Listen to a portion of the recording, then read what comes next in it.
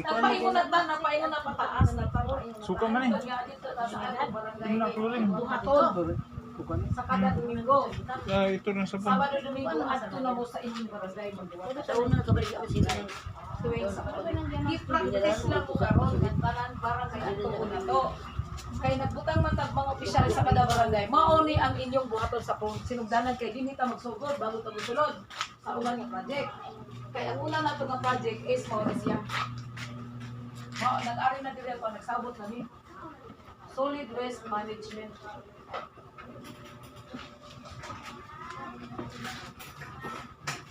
Ano na disilin?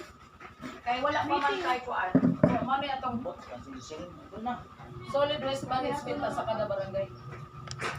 Mo na itong unahon so sa kada barangay naa tay mga balay, di ba? Kanya kay mo.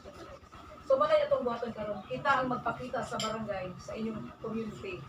Nga inyong buhaton kay wala sila gatrabaho sa ilang barangay. Nakita niyo ang libata karon? Sa ingon nila, wala ko ng opisina sa Sabado Domingo. Giunsa na karon ang barangay. So unsa man ay isa may palay pulo sa anang barangay hall ug walay tao. Di ba? Ang barangay hall gitukod na siya sa 24 hours every day. Dili na gitukod para sa Sabado Domingo Monday to Friday lang. Wala na sila kabalo. Wala na akong cellphone. Wala siya ha. Unay una na to na proyekto. Para nagasinabot kay mura ang inyong pag-ari diri murag okay ra dili, okay ra to. So dili mo nag-obliga. Na mao na dai ni siya paingon na dai ni. So pagka Sunday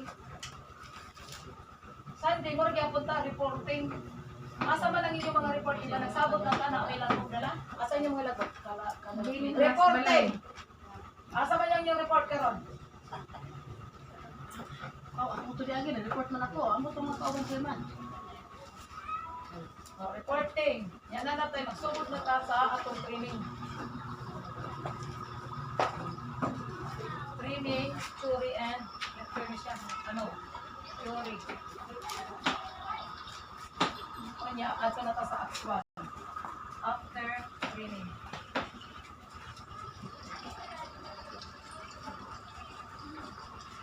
So, mauna na ang atong schedule. Saturday, Sunday.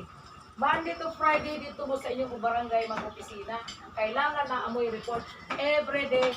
Kaya ini kasabado mag-ari ninyo. Kailangan dala ninyo ang inyong report. Kung sa may inyong disweldo ha, kung sa may inyong trabaho, kung sa umang pagsweldo, man mo di trabaho. So, mauna ni Sisi magkano. Okay? So, isulat na ninyo kay kanon. Ang una na, pagkahuman ani, sa clean up drive, mahihimo na ninyo nga obligasyon sa inyong kada barangay. Saturday, Sunday, kay official man mo sa inyong barangay, maupod ng inyong festival sa inyong barangay. Saturday, Sunday, kay mahuman man nato ni sa Surigao, mo report na mo sa inyong barangay na dito na mo magtrabaho sa kada Sabado, Domingo, magbayot sa inyong barangay. Yes. So dito na mo sa ako, nasabtan na ninyo ni. Kay mao ni atong gibuhat karon kay para nga ma-practice mo tanan dito mo sa inyong community. Okay, theory actual. Narisita karon. Pag nag-training ta na tay theory, naapod tay actual. So, usa man ang theory ug actual. Mao na to sa Kapalayan. Palayan. Usa man dito sa Kapalayan. Fit up drive. Dele. Usa Bayan. Ayan. Galingan. So, sa mga kapalayan, Wendler. rice field.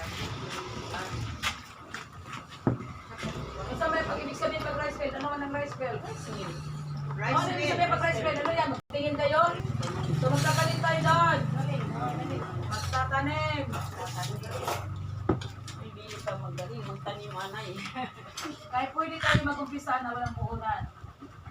Doon tayo magbayanihan. Ang tawag dito is bayanihan.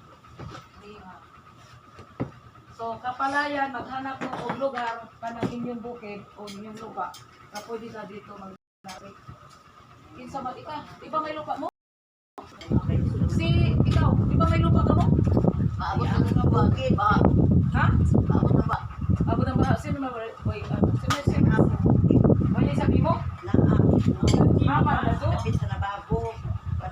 Hindi, bilang kahit isang